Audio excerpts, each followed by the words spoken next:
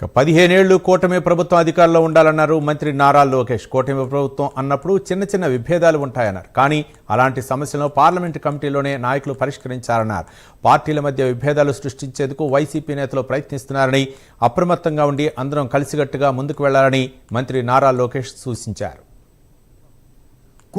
నాకు అన్న సమానమైన పవనన్న కూడా పదే పదే చెప్తున్నారు.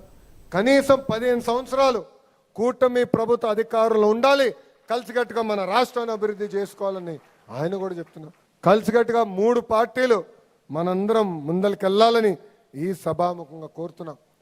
కూటమి అన్నప్పుడు 3 పార్టీల కలయిక. తెలుగుదేశం పార్టీ ఉంది, జనసేన పార్టీ ఉంది, భారతీయ జనతా పార్టీ ఉంది.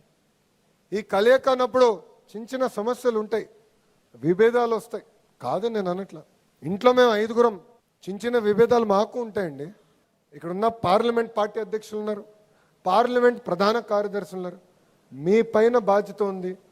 కూటమిలో వస్తున్న చిన్న చిన్న సమస్యలు విభేదాలు ఏమున్నా కూడా వాళ్ళ పార్టీ నాయకుల్ని పిలవాలి, కూర్చోబెట్టాలి, ఆ సమస్యలు మీరు పరిష్కరించాలి. మీరు చేయని అంటే మీతో కొన్ని సమస్యలు అన్నీ మీరు చేయలేకపోవచ్చు.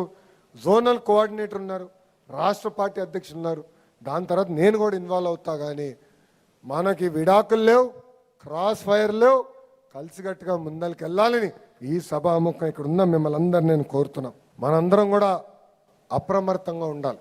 ఎందుకంటే పార్టీ పేజీల పేరుతో పార్టీల మధ్యన విభేదాలు సృష్టించడానికి వైకాపా నాయకులు ప్రయత్నిస్తారు.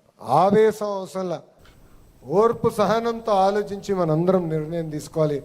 అప్పుడే సరైన నిర్ణయం మనందరం తీసుకోగలం.